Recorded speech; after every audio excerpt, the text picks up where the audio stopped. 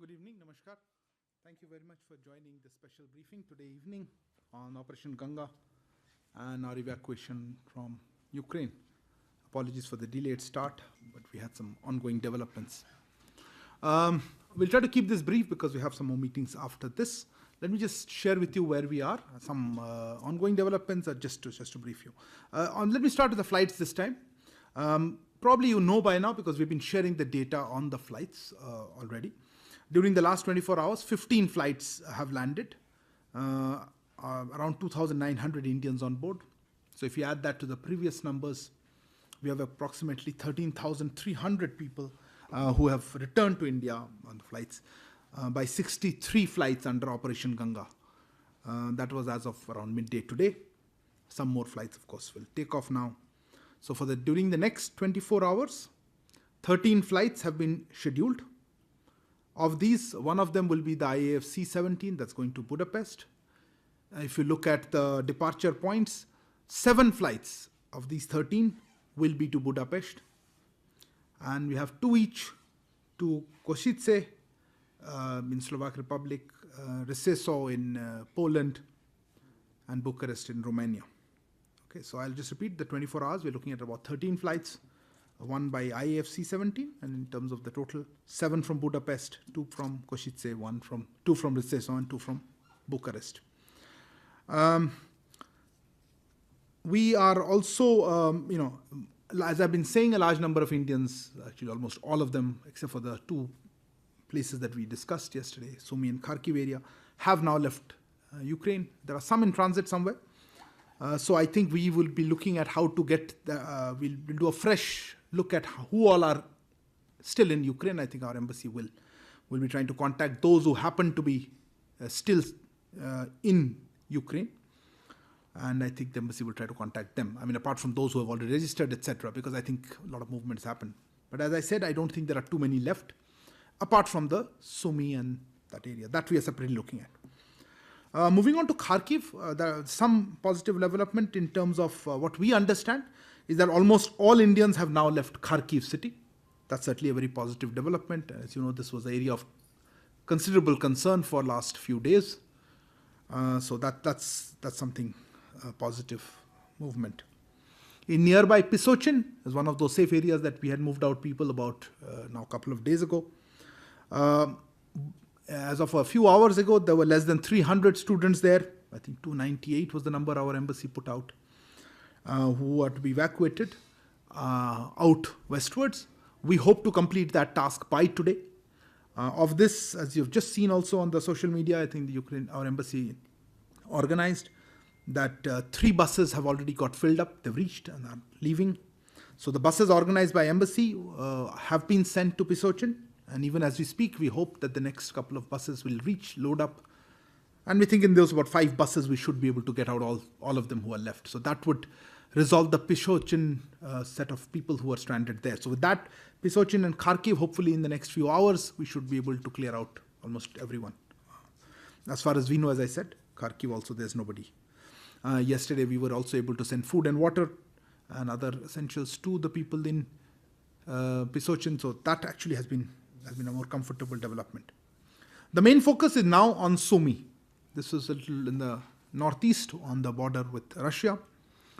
Now here, of course, this has been in the news a lot, and we are exploring multiple options for evacuating our students out of there. But let me reiterate, the main challenge remains the ongoing shelling there, ongoing violence there, and the lack of transportation, primarily. But even more the transportation, I think it's a problem of having a secure and safe way to get them out while they're not under threat. We are in touch with all concerned regarding possible movement. The best option for us would be a ceasefire, of course, that allows to get our students out. And in this connection, we have been strongly pressing both the Russian and the Ukrainian sides to allow this kind of a local ceasefire, perhaps just to get a corridor for our students. It's not yet happened, but we are continuing to push for that. Meanwhile, I would urge all our students who are there in Sumi, we know what you're going through. It's a tough situation. You are managing it with fortitude. Please stay safe. Avoid unnecessary risks. Safety and security is paramount. We feel your pain, the difficulties you're going through. Just bear with us. As you see, please follow the advisories our embassy is issuing. The complete attention of our evacuation efforts are now on getting you out safely. Regarding the western borders, I think movement is reasonably smooth. Those who are in transit are reaching there and crossing over. Our embassy teams are facilitating both on both sides of the border. I think that's probably the kind of update I had. As I mentioned yesterday, over 21,000 have moved out, a few hundred more now over the day. So since our first advisory, as I said, more than 21,000 have moved out. Humanitarian assistance also has 6 tranches went out and about 16 odd tons. I think the civil aviation have put out a press release. Some 16.5 tons of material has gone. Control room continues to get a lot of queries, I think, but less now because the number of students are less. But I think 12,240 calls and just over 9,000 emails is what I have. Let me just stop here since, as I said, we'll try to make it a short press today. So let me take another question. Siddhant, why don't you start? So Siddhant, from beyond, do you expect the Russian side to come out with some kind of ceasefire as they have already announced for 2 cities in Ukraine in next few hours or perhaps days, given the deteriorating situation of the Indian students in Sumi? Thank you. Let me start with you.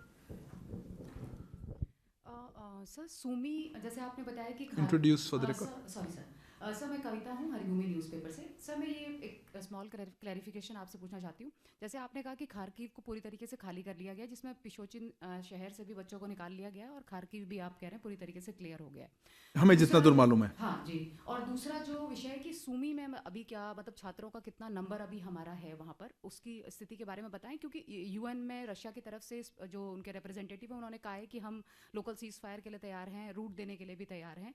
तो मतलब कब तक इन चीज़ों को मतलब हम clear out कर लेंगे?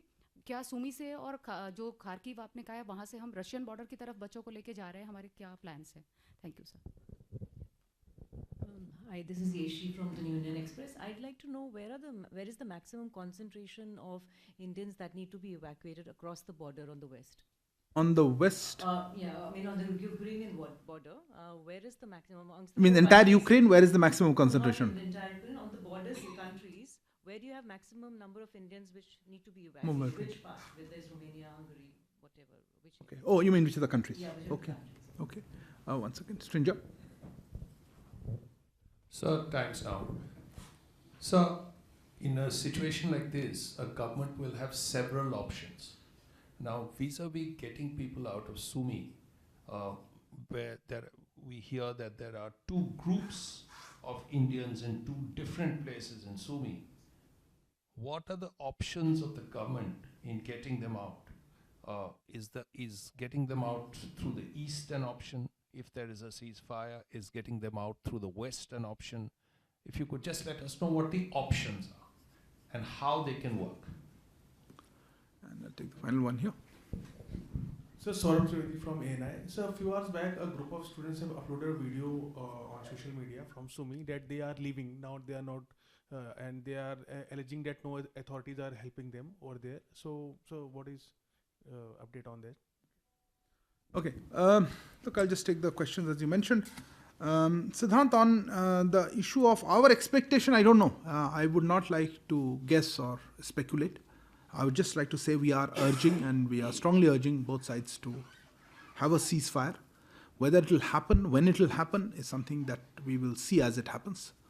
I can't say when, but I hope soon. I hope it happens because that is something that will be useful and necessary for us to be able to actually pull out our students. Otherwise, we're putting them at risk. That's a real problem. But that's all I can say in terms of how we're looking at it. But we will continue to press on this.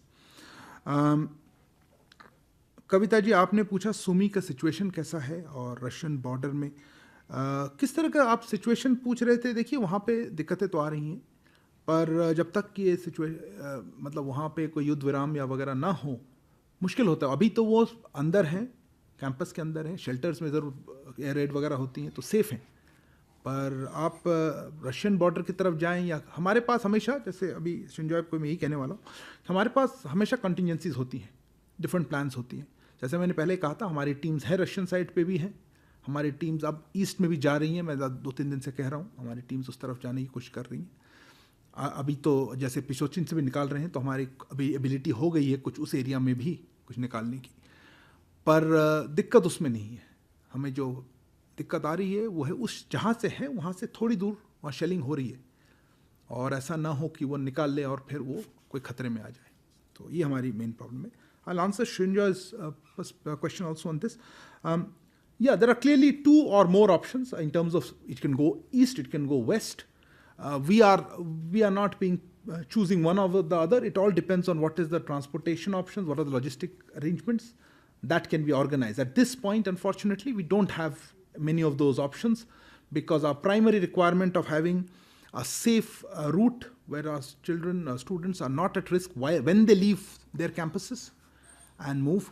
The good thing in Sumi is, of course, that they are concentrated. They are together in 1 or 2 locations, so it should be a little easier to pick them up rather than scattered across the city. But still, there's a large number. Somebody asked me how many. About 700 odd is what our head count is, something around 700. So we could look at all options. I said our primary focus is to get them out safely. If East makes it easier, okay. Although the East is probably, in terms of distance, is the closest, but in terms of having to cross 2 front lines, because you'll have to cross the Ukrainian side and then the Russian side. And the West will probably be, if the ceasefire, probably faster, because the ceasefire, you will probably face only one front line. But again, I'm no expert on this. We have teams on the ground. They will decide what is the best way once there is some degree of safety and security that is provided on the ground. Yeshi, you asked about maximum concentration, not these. Of course, the maximum concentration currently is in the town of Sumi, no doubts about it. But outside, you're talking about on the borders. To be honest, I don't think there's much of a concentration. So people come there a couple of hours, a few hours, and they're crossing through. So I don't think, as far as I am aware, there is any major group waiting to cross over on any of the borders. Sometimes because of the rush, there continues to be a rush of other nationalities and Ukrainians trying to get out.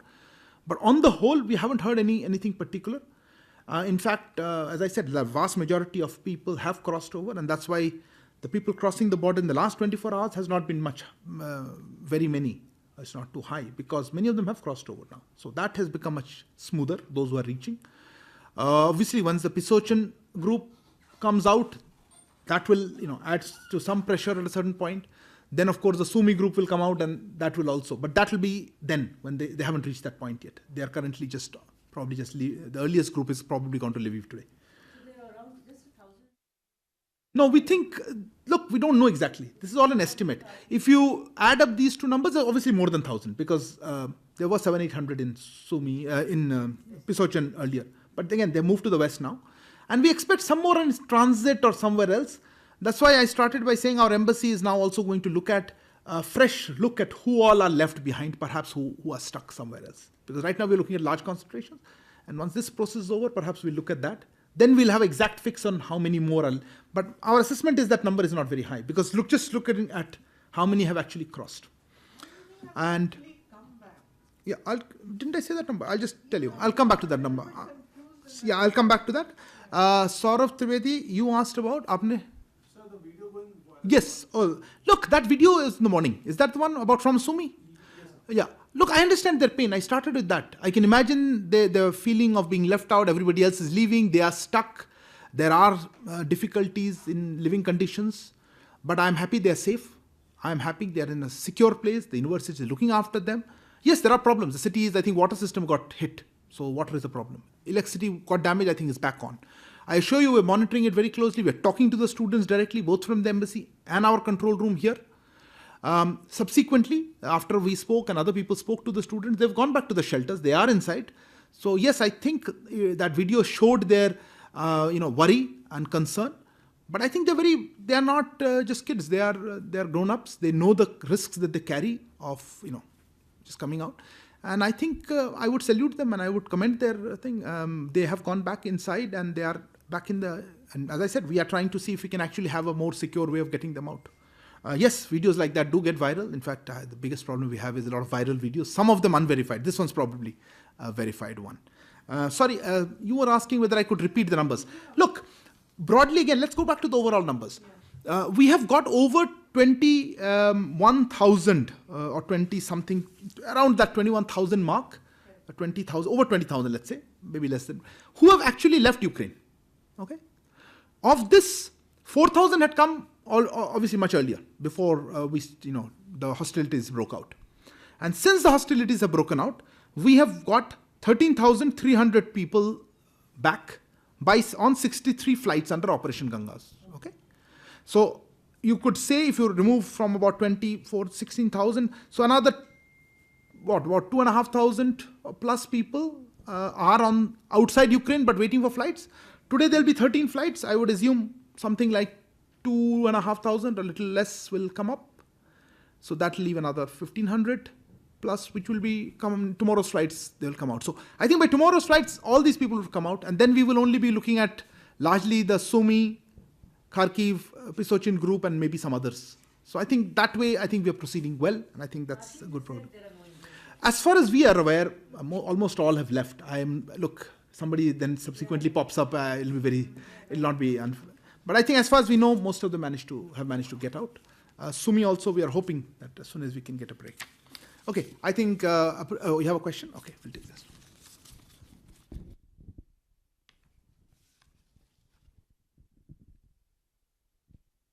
एक तो आपका tweet आया कि आपने बात की है for the record Shekhar Singh NDTV India.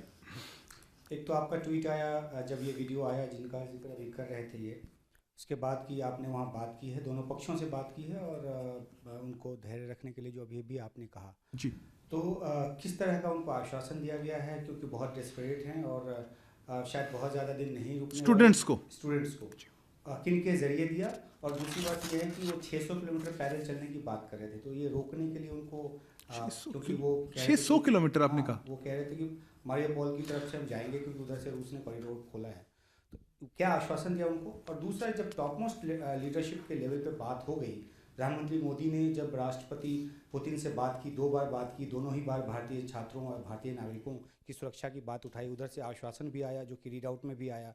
उसके बाद आखिरकार क्या कोऑर्डिनेशन का दिक्कत है, क्या ये यूक्रेन और रूस के बीच का है जिसकी वजह से सीज फायर की बात आप साफ तौर पे नहीं कह पा रहे जैसा कि अभी आपने कहा, या क्या कुछ और दिक्कत है? नो द क्वेश्चन राइट, या वन, ओके, या मेघना, go ahead. Meghna from DD News, sir. We have been talking about other countries, nationals also asking for help. So is there any update on that? Anybody wanting to get evacuated? Other countries, right? Siddhant, your second question, but I'm just quick one. So you talked about Sumi. One of the big worries you talked about is the transportation to take them to the border. What are the options on the table for the transportation of these students from Sumi, where they are located, to the border? What are you looking at? Okay. What transport options? Okay. Let me just start. Umashankar ji, आपने पूछा क्या आश्वासन दिया किनको, students को। देखिए, हमने students को आश्वासन देने की बात नहीं है, हम उनके समझते हैं कि उनकी दिक्कतें क्या हैं और उनका मन की हालत उनकी कैसी है कि निकलना चाहते हैं, वो घबराए हुए हैं। 600 किलोमीटर की बात मैंने सुनी नहीं, क्योंकि रशियन बॉर्डर 60 किलोमीटर है, हो सकता है उसकी बात कर रहे हो, और 600 किलोमीटर चलने की तो कोई मतलब हो नहीं सकता। वो अगर 25 किलोमीटर भी निकल आ पाए वहाँ से, तो वहाँ तो नॉर्मल बसों से आ जाएंगे, तो बात वो नहीं है। दिक्कत है पहले 5 किलोमीटर में सेफ्टी है या नहीं, उस एरिया में बॉम्बिंग चल रही है, डर उसी एरिया का है, ऐसा नहीं उसके दूर क्या हो रहा है। और 60 किलोमीटर भी पैदल चलना होता नहीं है, कर्फ्यू लगा रहता है, दिन के समय चलना पड़ता है। देखिए, जो बात मैं समझ सकता हूँ, स्टूडेंट्स हैं, फंसे हुए हैं, पर अगर वो ऑप्शन होता तो करा देते। हमने कहा था ना, खारकीव में क्या पैदल चल के पहुँच जाइए, पिसोचिन 1200 किलोमीटर आ गए, 700-800 लोग निकल गए और अब वो सेफ हैं। तो ये ऑप्शन अगर होता तो कर देते, उसमें हो नहीं पा रहा है। तो हमने आश्वासन से ज़्यादा उनको समझाया कि हम चिंतित हैं, हम देख रहे हैं आपके क्या ऑप्शंस हैं, आप धैर्य रखें, और हम पूरी भारत सरकार, विदेश मंत्रालय, हमारे एम्बेसी सब इस पे लगे हुए हैं। तो इतना ही कहना चाहूँगा। मेघनी, you asked about other countries. हाँ जी, देखिए, हाँ सॉरी मैं भूल गया था, ये आप कह रहे थे दोनों देश में क्यों सीज फायर नहीं हो पा रहा है, मतलब प्रेसिडेंट, आप तो इस तरह से कह रहे हैं ना कि मोदी जी ने बात कर, हाँ देखिए, भरोसा तो मैं समझ रहा हूँ, बट वो तो कह रहे हैं कि उनके तरफ, बसें उनकी तरफ हैं, उनके देश में घुसने के बाद। पर सीज फायर तो एक तरफ नहीं होता ना। आप जैसे देख रहे हैं, जो आज सीज फायर हुई सुबह दो शहरों में, उसमें भी सुन रहे हैं कि शेलिंग चल रहा है अभी जैसे। तो देखिए सीज फायर बहुत आसान चीज़ नहीं है। अब वो दोनों देशों के बीच में उनको करना पड़ेगा। हमारे से सीज फायर की तो दिक्कत नहीं है ना, पर हम तो दोनों देशों से आग्रह कर सकते हैं कि जल्दी से जल्दी आप कुछ कोई पूरा सीज फायर नहीं हो तो लोकल सीज फायर करें। तो अब इसके आगे मैं क्या कह सकता हूँ, क्यों नहीं हो पा रहा है वही बता पाएंगे आपको। सवाल ये है कि अगर रशियन डोमिनेट कर रहे हैं तो नहीं ऑब्वियसली अभी नहीं कर, देखिए मैं ये कह नहीं पाऊंगा अब युद्ध में कौन डोमिनेट कर रहा है, मैं एक तरफ कहूंगा तो दूसरे पक्ष नहीं, अगर एक तरफ करते तब तो हो जाता ना बात। अब देखिए मैं क्वेश्चन नहीं करना चाहता हूँ कोई एक तरफ कह रहा है कि हाँ मैं डोमिनेट करता हूँ, दूसरा हमेशा क्लेम होता है, ये युद्ध का समय है, हम इसीलिए दोनों तरफ से बात कर रहे हैं। ठीक, Meghna, going to your question about which other nationalities I mentioned, there was a Bangladeshi person who came in. I understand one Nepali citizen is going to come on this flight. We have had some more requests. As and when they happen, let me not prejudge, because they are also looking at other options. It's not just this. If they can find commercial routes also. But as I said, we are willing, we always said we will be positively looking at this. Prime Minister committed to this, saying that he will try to help developing countries, our fellow citizens. So yes, if the requests have been coming, and we've been trying. There have not been too many, because they have to be the right place at the right time, and when a flight is coming. But I understand there is one Nepali citizens probably coming today. Bangladesh happened. There's some more group which have requested. Let them cross the border. Let them come to our point. Then let's see. But yes, it's something that we would be positively looking at, all this request. Siddhant, your question was back to what exactly are the options you're looking at? Look, you can't walk. So it has to be some kind of transport. I understand the train line is not working, Sumi. But again, I'm told that it is disrupted due to the fighting or bombing or whatever. So it'll probably by road, it'll probably have to be buses or trucks or that kind of thing. And it have to go somewhere close enough for the students to board that, either right at their university or somewhere close they can go safely. But I'm completely in the domain of speculation here, because who knows what will happen.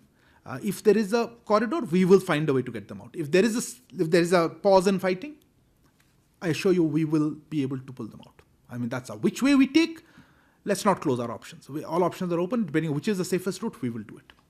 Thank you. Thank you very much for joining us. Please continue to stay tuned to our social media and other websites and other handles, not just of the ministry, but also of our embassies. Again, I'll end with our best wishes to the students who are stuck in Sumi, particularly, and ask them to just be patient and continue to show the same fortitude that you have shown. We are trying our best. Thank you. Namaskar.